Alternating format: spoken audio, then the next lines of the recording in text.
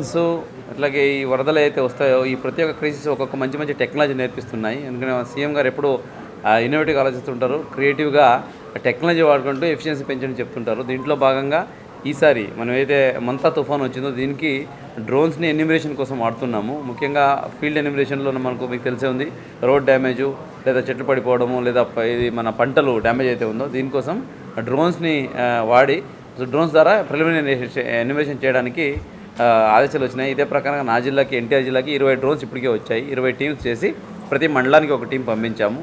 So వాళ్ళు మండలాల్లో ఆ డ్రోన్ ఎగరేసి ఫస్ట్ ఇనిషియల్గా అంచనా వేస్తారు. అలాగే వాటర్ స్టాగ్నేషన్ ఎక్కడ ఉంది, ఈ క్యాస్కేడింగ్ ఆఫ్ ట్యాంక్స్లో ఎక్కడైనా బ్రీచింగ్ ఇచ్చిన అటువంటి ఏమైనా ఉన్నాయా, ఇవన్నీ కూడా దాంట్లో వెరిఫికేషన్ చేసుకుంటూ ఎప్పటికప్పుడు రియల్ టైం ఇన్ఫర్మేషన్ ఇస్తూ ఉంటారు. దీని ద్వారా ఏంటంటే ఒకటి అక్యురసీ పెరుగుతుంది, ఇన్ఫర్మేషన్ టైమ్లీగా వస్తుంది. మనం డిసిషన్ తీసుకొని యాక్షన్ తీసుకోవడానికి ఆ టైం అయితే ఉంటుందో ఆ రెస్పాన్స్ టైము షార్టెస్ట్ పాసిబుల్గా ఉంటుంది. కాబట్టి మనం లైఫ్ సేవ్ చేసుకోవచ్చు, అలాగే ప్రాపర్టీ లాస్ ఆపుకోవచ్చు, అలాగే అగ్రికల్చర్ లాసెస్ కూడా మనం మినిమం చేసేవచ్చు. ఇది ఒక మంచి పరిణామం. ఇది మన జిల్లాలో ఇప్పుడు ఆల్రెడీ 20 డ్రోన్స్ వచ్చి ఫీల్డ్కి పంపించాము. ఈరోజు ప్రిలిమినరీ ఎస్టిమేషన్ బై ఈవినింగ్ కల్లా వచ్చేస్తుంది.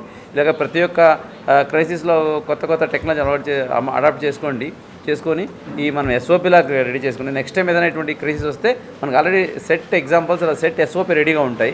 మనం ప్లగ్ ఇన్ ప్లే మోడ్గా చేసుకొని ముందుకు వెళ్తే ఎఫిషియన్సీ పెరుగుతుంది, ఎక్కడ కూడా ఇబ్బంది ఉండదు, పబ్లిక్కి లీస్ట్ ఇన్కన్వీనియన్స్తో మనం క్రైసిస్ని మేనేజ్ చేయవచ్చు. ఇది ఒక మంచి లెర్నింగ్ జరుగుతూ ఉంది. సో ఇది మన జిల్లాలో ఆల్రెడీ పైలట్ కూడా జరుగుతూ ఉంది. సో దీనికోసము వచ్చిన డ్రోన్స్ టీమ్ కూడా ఫీల్డ్లో ఉన్నారు, అధికారులు కూడా మమేకమై దీంట్లో ఇన్వాల్వ్ అవుతున్నారు.